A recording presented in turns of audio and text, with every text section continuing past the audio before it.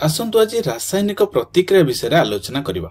ए रासायनिक प्रतिक्रिया गुड़िक वास्तव में बहुत गुरुत्वपूर्ण अटे। रासायनिक प्रतिक्रिया बिना तुमे किंबा मु दुनिया रे बंचिबा असंभव अटे।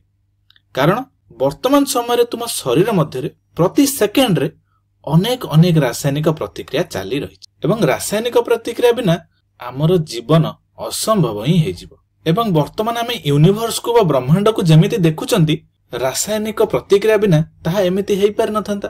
तबे रासायनिक प्रतिक्रिया गुड़िक कौन? तबे एहा हेउची जेतेबेले अणु किंबा परमाणु मध्य बंध भांगी जाइथाय किंबा नूतन बंध गठन होइथाय ताहाकु ही कुहा जाइथाय। तेबे रासायनिक प्रतिक्रिया वास्तव में कौन? चलो एई उदाहरणटी को नै आमे बुझिया पई चेष्टा करिबा। एवं एई रासायनिक समीकरणटी सबुठु साधारण रासायनिक समीकरण अटे। एवं पुनश्च जदि एपरि किछि प्रतिक्रिया घटु नथांता ताहेले आमे बड़ समस्या रे पड़ी जाइथांते, हमकु जल बा पानी मिली नथांता। तेबे चलो देखिबा जे वास्तव में एही रासायनिक समीकरणटी हमकु कोन विवरणी प्रदान करछि। तेबे एठी गोटे जिंस लक्ष्य कर, आमे ए जो तीर चिन्हर वाम पार्श्व रे जाहाकु देखुचंती ताहाकु प्रतिकारक बोली कहा जाय। वर्तमान ए प्रतिकारक पार्श्व रे थिबा अणु गुड़िक परस्पर सहित प्रतिक्रिया करिवे एवं किछि नूतन पदार्थ सृष्टि करिवे एवं एगुड़िकु आमे उत्पादक बोली कहिथांती। तेबे आमे जानले रासायनिक समीकरण मध्य एक तीर चिन्ह थाए एवं तीर चिन्हर वाम पार्श्व रे थिबा अणु बा परमाणु गुड़िक आमे प्रतिकारक एवं दक्षिण पार्श्व रे थिबा परमाणु बा अणु को आमे उत्पादक बोली कहिथांती। तबे एही प्रतिक्रिया रे प्रतिकारक कोन कोन मु नेछि? मु हाइड्रोजन रो अणु नेछि एवं ऑक्सीजन रो अणु को नेछि। तबे मु काहे कि एहाको हाइड्रोजन रो अणु बोली कहिली? कारण एही हाइड्रोजन रो अणुटी दुईटी हाइड्रोजन रो परमाणु को नै गठित। एठी देखि परथबो एही चित्र रे मो पाखरे दुईटी हाइड्रोजन रो अणु अछि। वर्तमान एठी हेउची गोटे हाइड्रोजन रो अणु, ये हेउची गोटे हाइड्रोजन रो परमाणु एवं ये अन्य एक हाइड्रोजन रो परमाणु। दुईटी हाइड्रोजन मिसी गोटे नूतन हाइड्रोजन रो अणु सृष्टि करछन्ती। एठी मध्ये सेम जिंस गोटे हाइड्रोजन रो परमाणु, एठी हेउची अन्य हाइड्रोजन रो परमाणु एवं ए दुईटी परमाणु मिसी गोटे हाइड्रोजन रो अणु सृष्टि करछन्ती। तेबे आम पाखरे दुईटी हाइड्रोजन रो अणु अछि। तेबे एही प्रतिक्रियाटी घटिबा पई हमकु गोटे हाइड्रोजन रो अणु एवं गोटे ऑक्सीजन रो अणु आवश्यक नय, बरং आमे कहि परिबा जे हमकु दुईटी हाइड्रोजन रो अणु दरकार। तेबे दुईटी हाइड्रोजन रो अणु पई हमकु चारोटी हाइड्रोजन रो परमाणु दरकार। तेबे आमे एठी देखिले जे एटी एवं एटी दुईटी हाइड्रोजन रो अणु जेउथिरे सर्वमोट चारोटी हाइड्रोजन रो परमाणु अछंती। मोर या कहिबार अर्थ हेउची जे प्रत्येक ऑक्सीजन रो अणु पई हमकु दुईटी हाइड्रोजन रो परमाणु दरकार। गोटे ऑक्सीजन देखो ता संगे दुईटी हाइड्रोजन लागि कि रहिछि। एठी मध्ये सेम जिंस पुनश्च जदि हम ऑक्सीजन को आलोचना करिबा, ऑक्सीजन मध्ये ठीक सही परि दुईटी परमाणु को नै गठित, गोटे एवं दुईटी। एवं एही प्रतिक्रियाटी घटिबा पई हमकु किछि परिमाणर शक्ति आवश्यक, हां कि ना?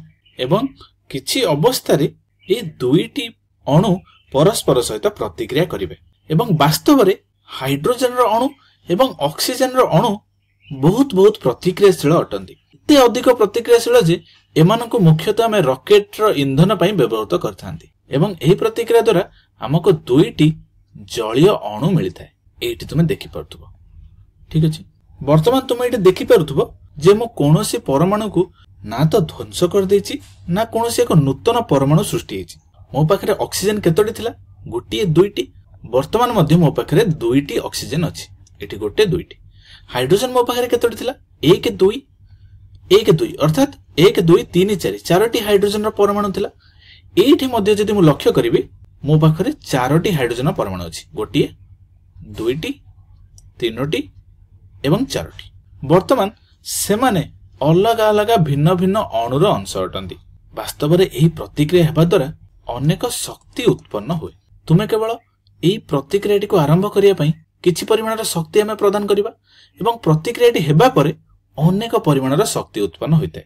तबे जेतेबेले एही प्रतिकार गुडी को हमें किछि परिमाणर शक्ति प्रदान करंती सेमाने भांगी जाई परस्पर ठारू अलग होई जांती एवं भिन्न भिन्न दिगरे घुरी बुलंती एवं पुनश्च सेमाने अन्य एक अणुर परमाणु सहित मिसी किछि नूतन यौगिक सृष्टि करथांती।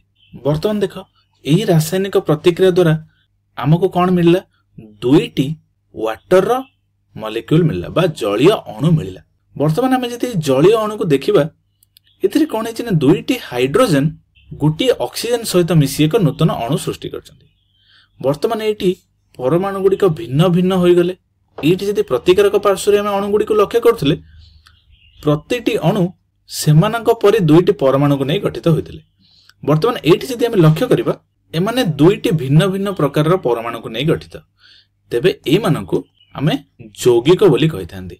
वर्तमान जलीय अणुटी को आमे यौगिक कहि परिबा, किंतु हाइड्रोजन रो अणु किबा ऑक्सीजन रो अणु को आमे यौगिक कहि परिबा नाही। तेबे ए प्रतिक्रिया रो केते परिमाणर शक्ति उत्पन्न हुए ताहा बुझिया पई तुमे ए चित्रटी को लक्ष्य कर। यह हेउची गोटे रॉकेट रो छवि। वर्तमान ए छवि रे ए अंशटी को तुम लक्ष्य कर पारथुबो। ए अंशटी होची यार टैंक, जेउथिरे अनेक परिमाणर तरल ऑक्सीजन एवं तरल हाइड्रोजन अछि। एवं आमे कोन करंती ना ए रॉकेट को किछि परिमाणर शक्ति प्रदान करंती, जहा फल रे एटी तरल ऑक्सीजन और हाइड्रोजन परस्पर सहित तीव्र प्रतिक्रिया करिवे। एवं जेतेबेले माने तीव्र प्रतिक्रिया करंती एमाने अनेक परिमाणर शक्ति उत्पन्न करि परंती। एठी लक्ष्य करथुबो एमाने अनेक परिमाणर शक्ति उत्पन्न करंती, जहा फल रे एही रॉकेट को गति करिया पई एही शक्ति गुडी को सहायता करिथाय। वर्तमान आमे एही प्रतिक्रियाटी को लक्ष्य करबा। आमे जेतेबेले हाइड्रोजन को ऑक्सीजन सहित मिसाइले प्रतिक्रियाटी एही दिगरे गति करी जल सृष्टि हला। तेबे पुनश्च आमे जल को एही हाइड्रोजन एवं ऑक्सीजन रो अणु रे पुनश्च परिणत करि परिबे कि? उत्तर हेउछि ना। एही प्रतिक्रियाटी विपरीत दिगरे गति करिबा अत्यंत कठिन अटे। तेणु आमे एही प्रकार प्रतिक्रिया को अप्रत्यावर्ती प्रतिक्रिया बोली कहिथांती। एवं एहाको विपरीत दिगरे हमको गति कराया पई बा एही जल को भांगी पुनश्च हाइड्रोजन और ऑक्सीजन रो गैस पाइबा पई हमको अनेक परिमाणर शक्ति दरकार। सेति पई हमको इलेक्ट्रोलाइसिस परी भिन्न भिन्न रासायनिक प्रक्रिया करिया को पड़िबो, जेउथिरे आमे जल को अनेक परिमाणर शक्ति प्रदान करी हाइड्रोजन और ऑक्सीजन रो गैस रे परिणत करि परिबा। किंतु आमे एही प्रतिक्रियाटी को जेउ परि भाबरे लेखुचंती तीर चिन्हर मुन्नटी को पटरे आमे उत्पादक पार्श्व आड़ को देउचंती एवं विपरीत पार्श्व को आमे देउ नाहंती।